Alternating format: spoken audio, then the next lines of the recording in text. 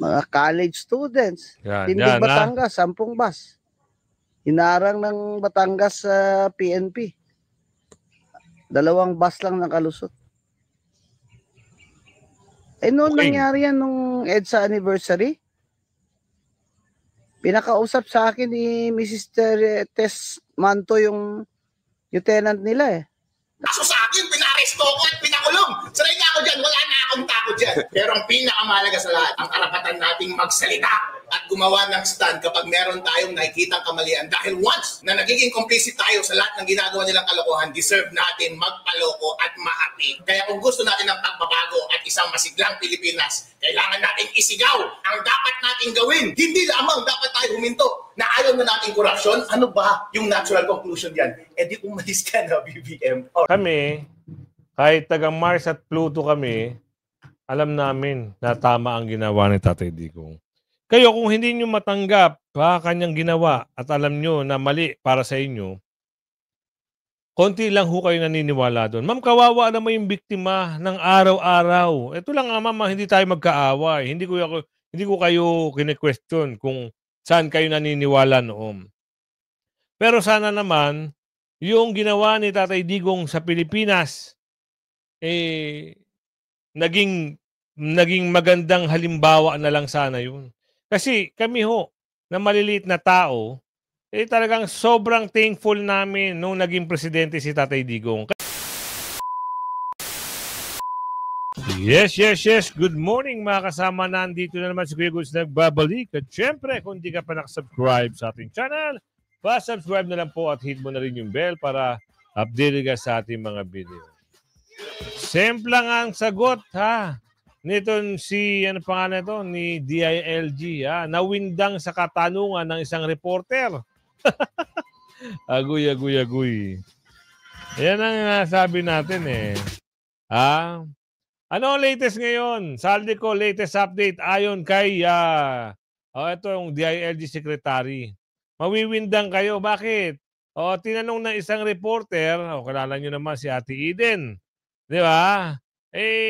Alam niyo yung sagot. Aba. Talaga naman kakaiba. Kaya napailing na lang Atty. Guanzon, ano kaya ang kanyang update ngayon? At syempre, ang matapang ni si Kiko Barsaga, sa 60-day suspension kay Representative Kiko, inirekomenda, ng tipaklong.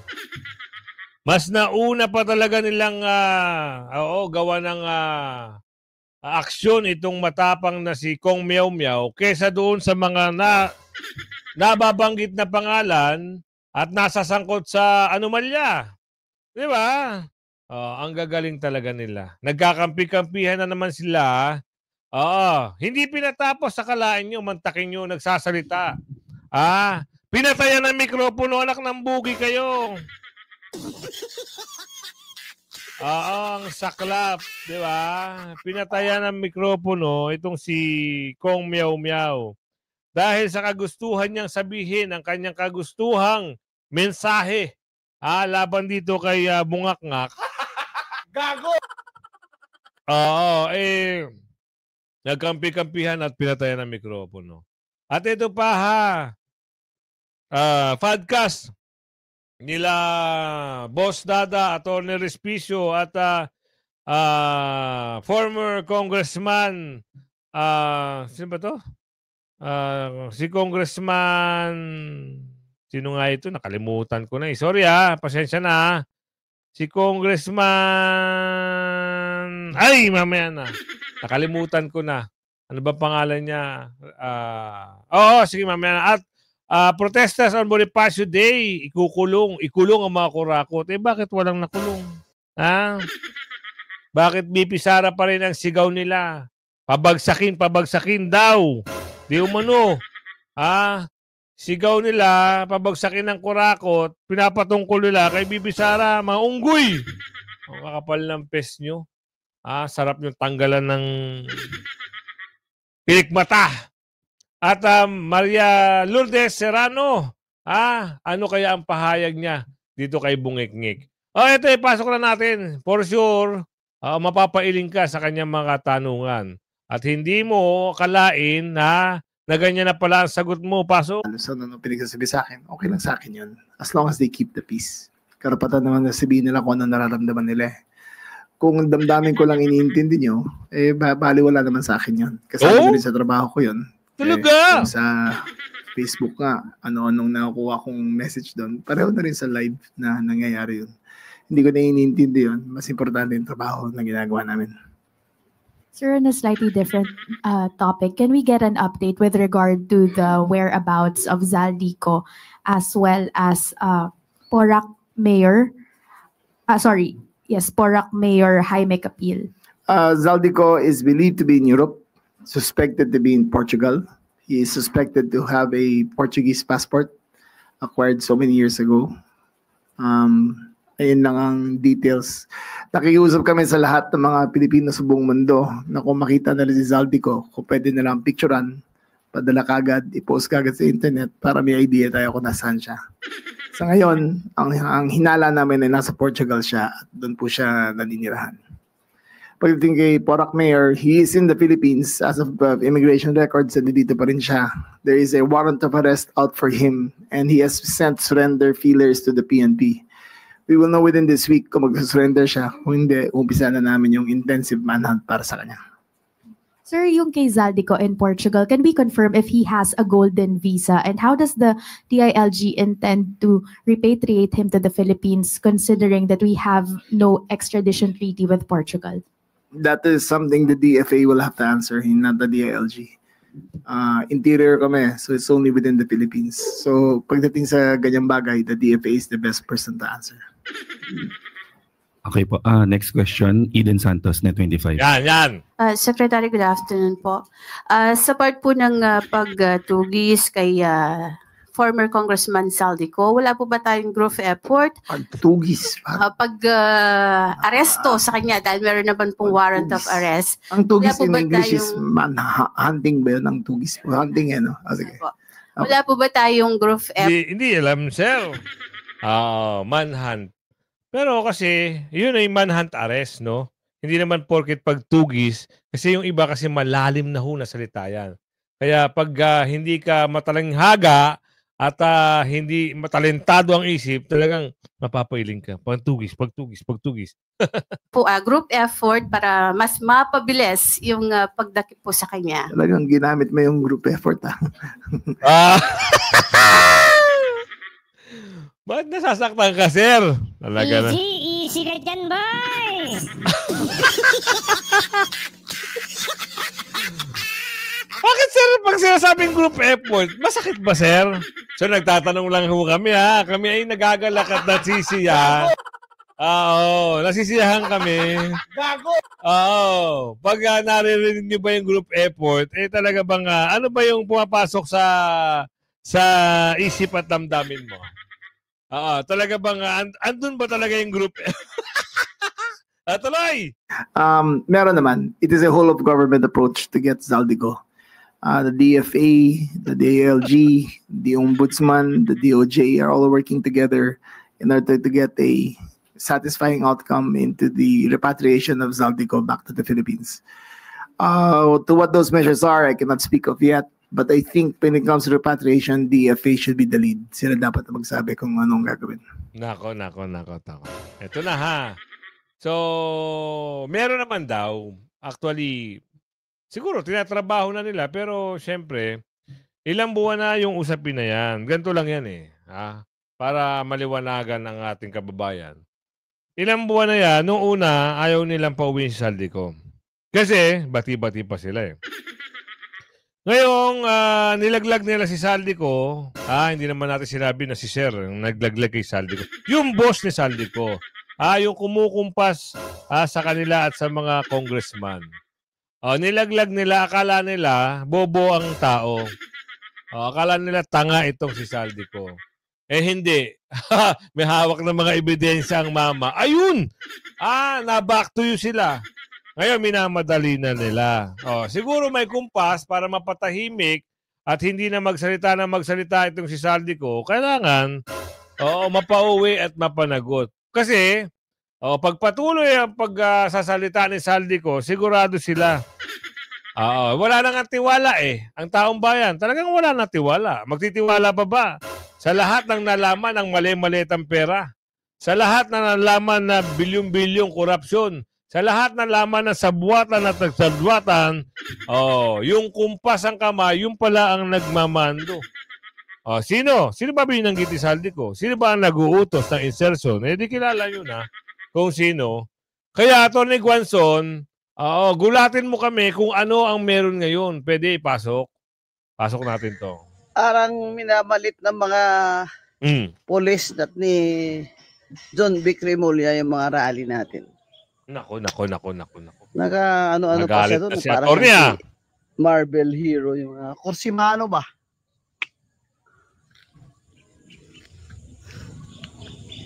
Ikaw kaya magparali, John Vic Remulla, na walang binabayaran? Tama. Kaya sasali sa rally mo? Ang mga taga-Cavite, siyempre, hahakutin mo yun. Hindi naman kami naghakot eh. Tama. Diba? Kita mo naman yan, mga madre, seminarista, mga estudyante. Makinig kayo, ha? Nakulayan lang yun kasi sumali doon yung mga politiko eh. Alam mo, dapat pag may mga rally-rally, mga politiko, wag na kayong pa-picture dyan. Let the people do it. Unless gusto nyo talaga pa-picture. Yan. Ba't daw ako nag-speech sa Iglesia ni Cristo? Number 1 po, inimbita ako. Number 2, hindi naman po ako government official ngayon. Yan, ha? At sinong murahin ko dyan, pwede kong murahin. BBM Bangag. Hindi kami bangag. Yan. Si BBM Bangag.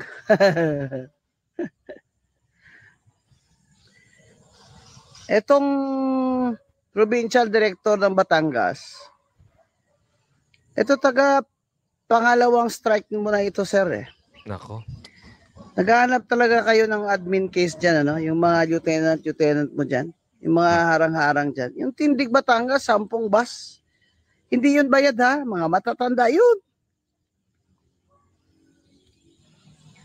Mga retired na nga yun eh. Mga housewives, mga college students. Tindig Batangas, 10 bus. Hinarang ng Batangas sa PNP. 2 bus lang nakalusot. Noon nangyari yan nung EDSA anniversary. Pinakausap sa akin ni Mrs. Tess Manto yung lieutenant nila eh.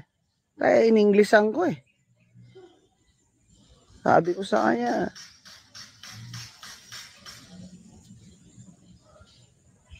you let the rallies go, or I'm gonna fucking sue you. Agoy. Fucking pa eh, no? I'll fucking sue you. Yung provincial director ng Batangas, naghihintay yan ng admin case, mga kasama. Kaya, i-record nyo na yung anong oras yun, anong pangalan ng opisyal, o sino man yung mga hayop na yan. Na nag-stop ng mga bus ninyo. Narinig nyo. Mensahe ni Atty. Guanzon. Meron palang paparating kaso naharang. Yun lang.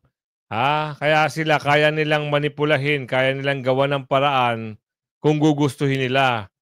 Pero pagkakampi at kalaban, halimbawa kakampi nila, kaya nilang manipulahin. Pagkalaban, kaya nilang gawa ng paraan. Kasi meron palang pupunta na gustong pumunta doon sa ginanap o naganap. Kaso ang problema, may mga kumontra. So, punta tayo sa usapin na biglang pinatayan si Kiko Barsaga na mikropono. Bakit? Nagsalita ho to si Congressman Kiko patungkol saan? Lahat ng hinanaing niya dito kay Bungit-ngit, alamin natin ha. Pasok. Kiko Barsaga is hereby recognized. Na-recognize nyo tapos Testing. I wholeheartedly accept the decision of the committee, Yan. but I maintain my stance that President Marcos must be held accountable for his crimes. Too many people have died and too much money was plundered from the Filipino people for us to stand down now.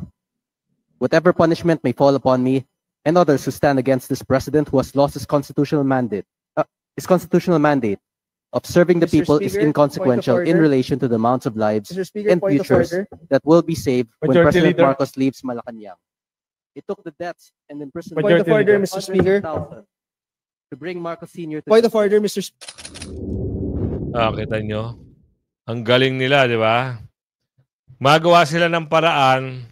Pinatayan nila itong si Congressman Kiko ng mikropono para hindi na may pagpatuloy ang kanyang salita o speech. Magaling, ano? Ibang klase tumirada itong mga nagkakampi-kampihan sa kamara. Hayaan nyo, malapit na 2028. Lahat kayo dyan tas-tas.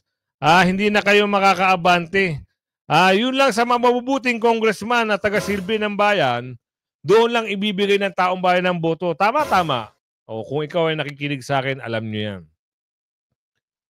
Ibigay natin ang boto natin kay BP Sara at doon sa mga kaalyado ni BP Sara. The rest, hayaan nyo na sila. Kahit mang-uto pa sila at gumamit sila ng pera, tandaan nyo, yung ibibigay nilang kakarampot, 3,000, 5,000, wala ho yan. Ang mangyayari niyan, pagdating ng araw, kung binigyan nyo sila ng pagkakataon, kita nyo, milyon-milyon, bilyon-bilyon, trilyon-trilyon ang ninakaw. Ganyan din ang gagawin. Ulit-ulit lang yan, kaya ibigay natin sa tama. Ano ang usapin dito? BBM. May mensahe, may title dito. Ano ang sabi? Nako, pasok natin to. Maganda ito eh.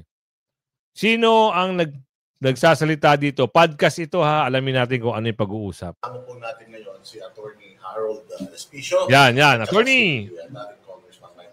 Ayun, sorry ha. Ngayon ko lang ulit na-recall.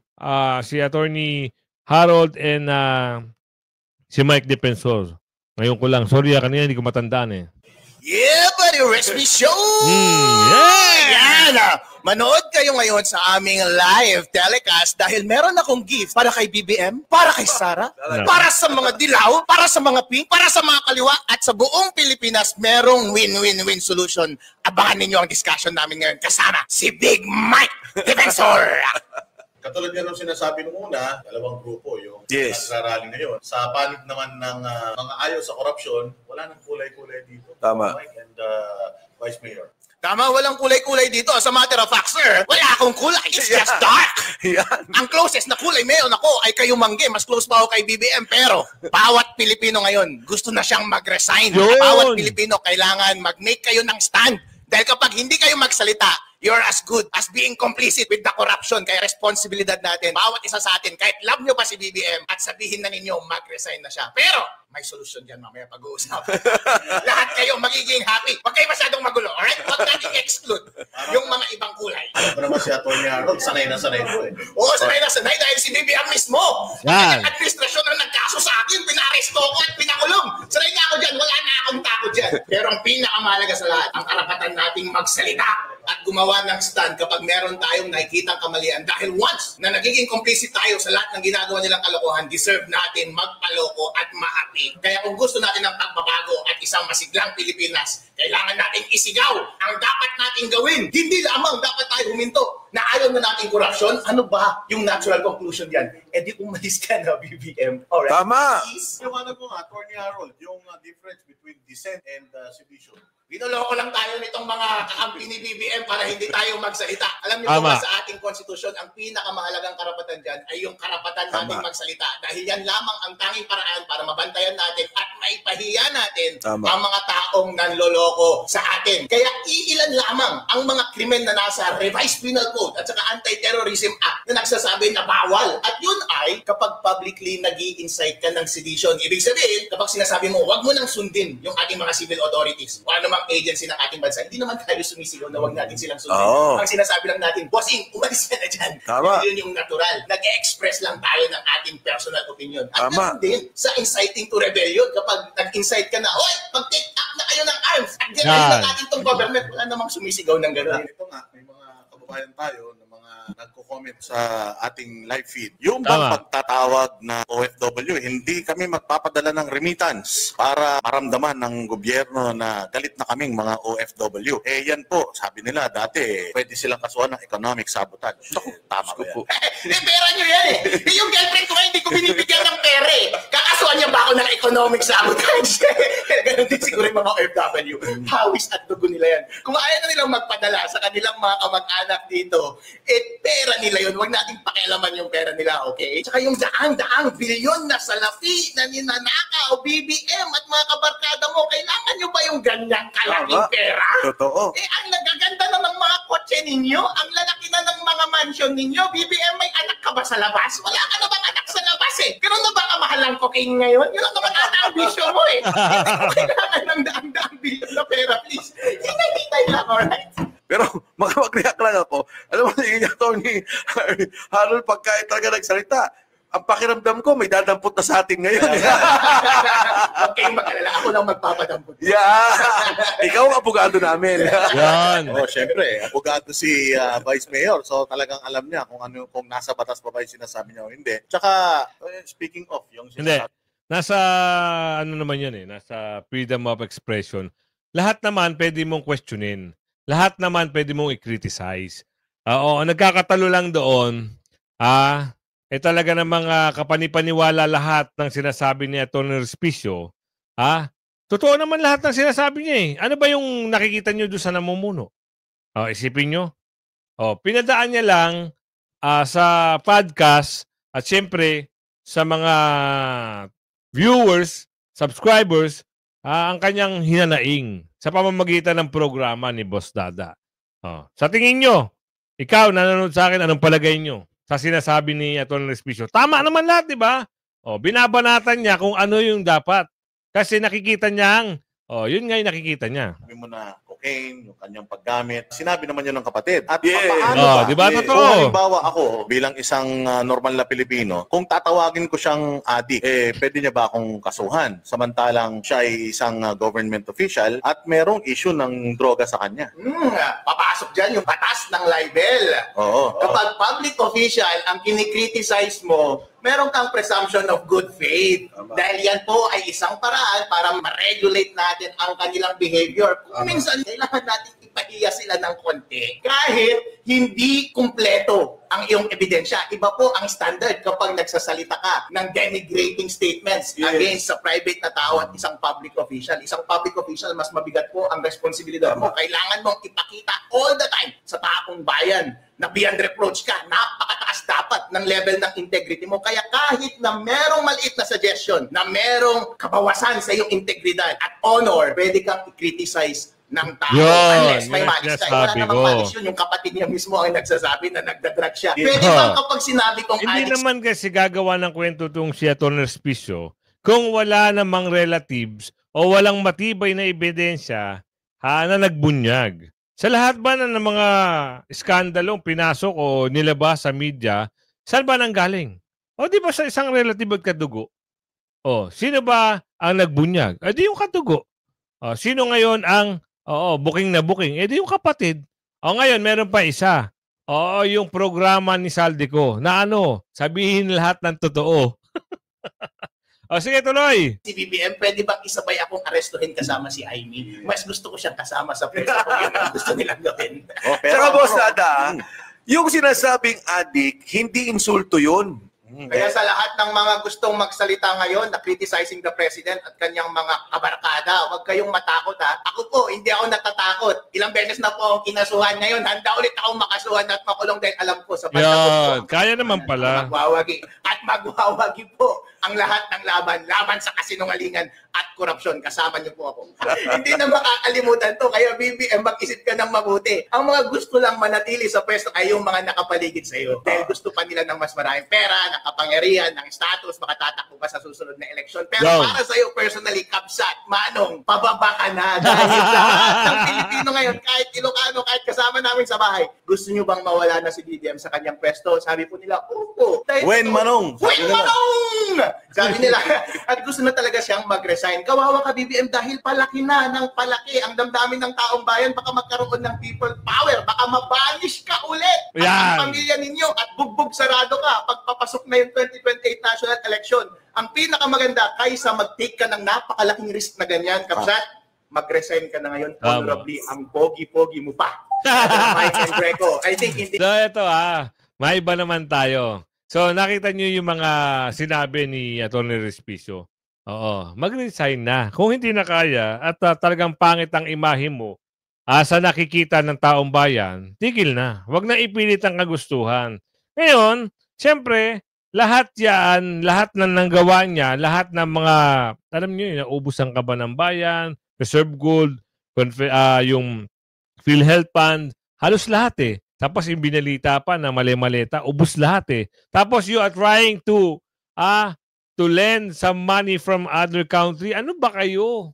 Inubos nyo na, mangungutong pa kayo at saan nyo gagamitin? Itatago nyo na naman, anak ng bugi nakaka-ano kayo, ano nyo? Ito protest sa Bonifacio Day. Ikulong ang mga, yan ang sigaw. Pero wag niyong dadamay si BP Sara. Dahil si BP Sara, hindi nangurakot sa usapin ng flood control. Siya pa nga ang nagbunyag niyan di ba? Pasok. 162 years ago, pinanganak ang Pilipinong bayaning si Andres Bonifacio. Ngayon, November 30, 2025, ipinagpapatuloy ng libo-libong Pilipino ang kanyang laban. Nandito tayo ngayon sa kahabaan ng EDSA sa Quezon City, kung saan napakaraming Pilipino ang nagmamarcha para sa ikalawang bahagi ng trillion peso march. Sa rally na ito ang kanilang panawagan. Pakinggan ninyo.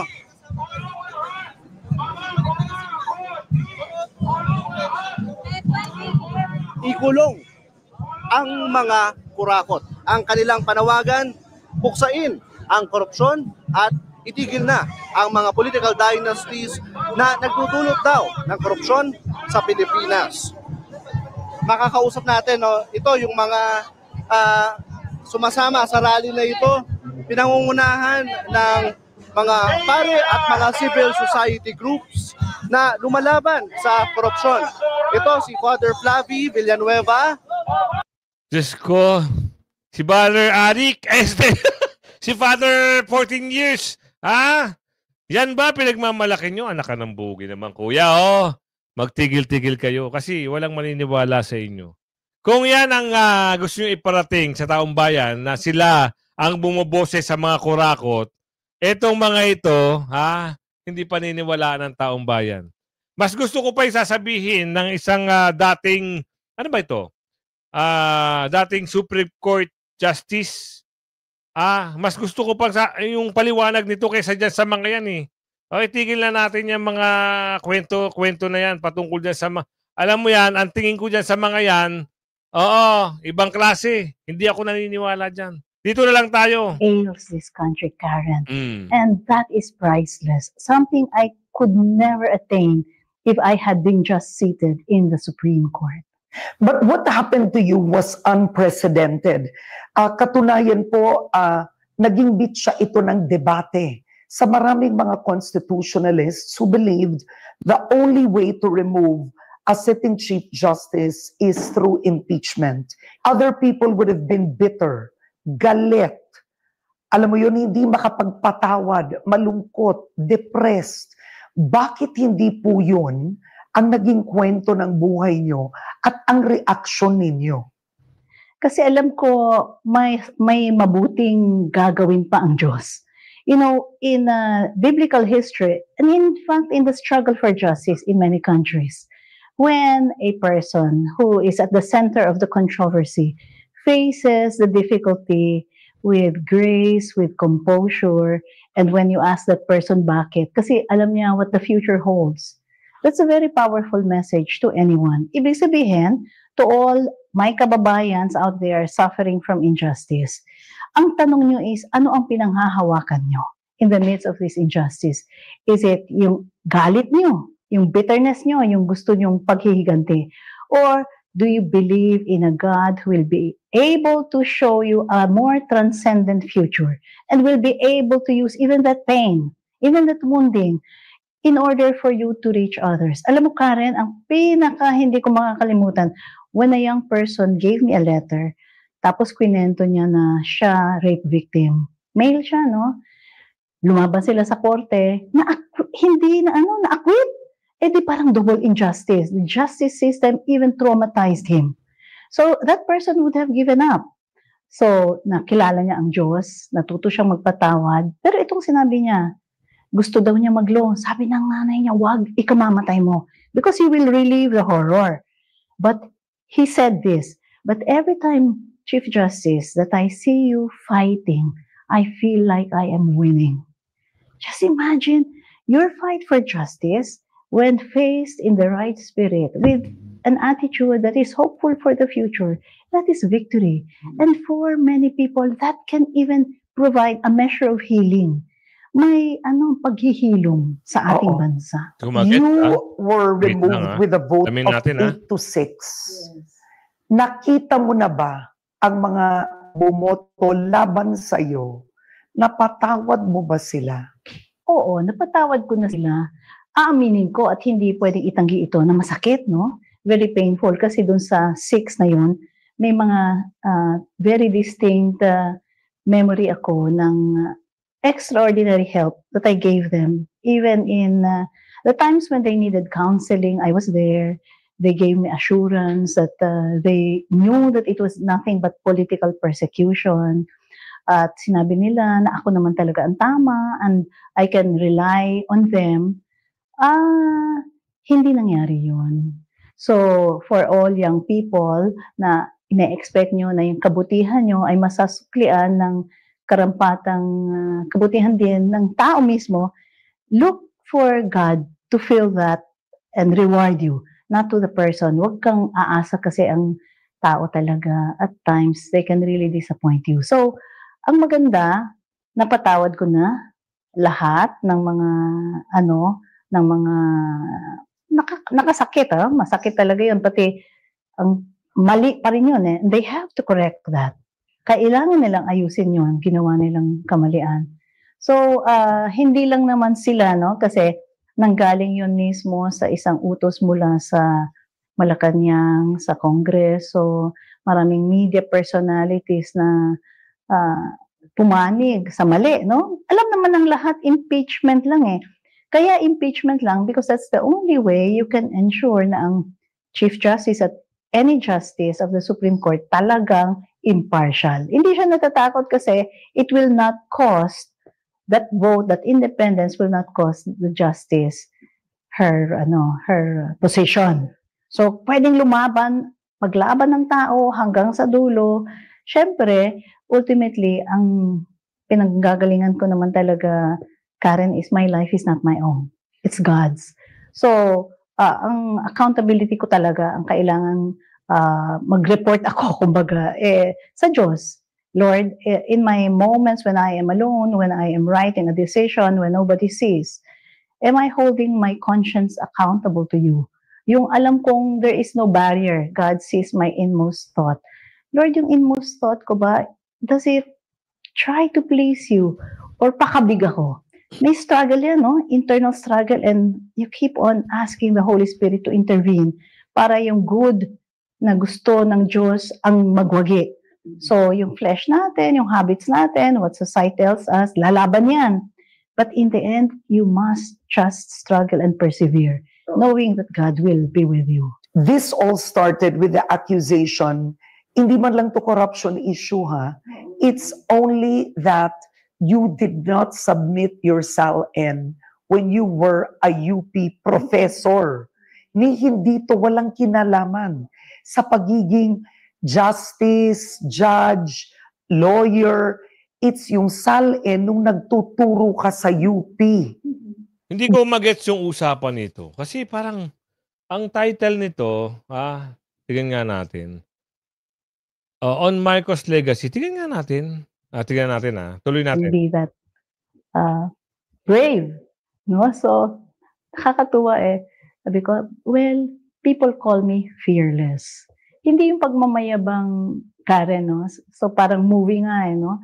But it's basically understanding na kumpleto ng buhay ko dito eh. Anong katatakutan? I have nothing to lose by being independent, by being honest, nothing to lose, everything to gain. Ang dating Pangulong Rodrigo Duterte, Yan. he was calling you a fake Chief Justice. Do you remember? Yeah. Sinimulan niya ito, napatawad mo na ba siya? Oo, talagang, we have to pray for the president, the former president. Ang lakas ng ability niya to talk to the pains of people in the Visayas and in the Mindanao area. So, lesson rin to para sa atin lahat. To what extent have we really reached out to really form a cohesive country? Tayong mga nasa Luzon na nagkaroon ng first access to the capital, education, the stock exchange, the financial headquarters. To what extent did we try to embrace fully those who were outside of Luzon? Did we understand that they were faced with violence every day? Nako, ito na tayo. Mali yun, ma'am. Oo. Kami, kahit taga Mars at Pluto kami, alam namin na tama ang ginawa ni Tatay Digong. Kayo, kung hindi nyo matanggap kanyang ginawa at alam nyo na mali para sa inyo, konti lang ho kayo naniniwala doon. Ma'am, kawawa naman yung biktima ng araw-araw. Ito lang nga, ma'am, hindi tayo magkaaway. Hindi ko kayo kine-question kung saan kayo naniniwala noon. Pero sana naman, yung ginawa ni Tatay Digong sa Pilipinas, naging magandang halimbawa na lang sana yun. Kasi kami ho, na maliliit na tao, talagang sobrang thankful namin nung naging presidente si Tatay Digong. Kaya pinipilit ko i-catch up kung ano yung usapin dito. Kasi naging interesado ako kasi ito yung dating nasa Supreme Court eh. Hindi ko alam kung sino papanigan niya. Tayo naman nagre-reaction lang. Kaya sabi ko nga, thankful kami na may hirap na Pilipino kasi si Tatay Digong, wala siyang, kita mo, kawawa nga yung mga oligarch nung nanungkulan si Tatay Digong eh. Dahil si Tatay Digong fair. Mapamahirap ka, mapamayaman ka, kailangan parehas tayo. Parehas kayo. Walang maaapi. Kaso nga lang, siyempre, abusado yung mga iba. Hindi naman pwede yun sa ikaw na mumuno. Aabusuhin mo yung mga hirap. Hindi naman pwede. At isa pa, ang kagustuhan ng Pilipino, yung naging safe sila sa pamumuno ni Tatay Digong. Yun lang naman eh. Tapos ang usapin. Yun lang ang may pagmamalaki namin Pilipino. Nung nanungkulan si Tatay Digong, nung panahon niya, safe ang Pilipinas. Kaya kung umabot ka sa video natin ito, pagmalaki mo na naging presidente mo si Tatay Digong. Like and share. Bye-bye.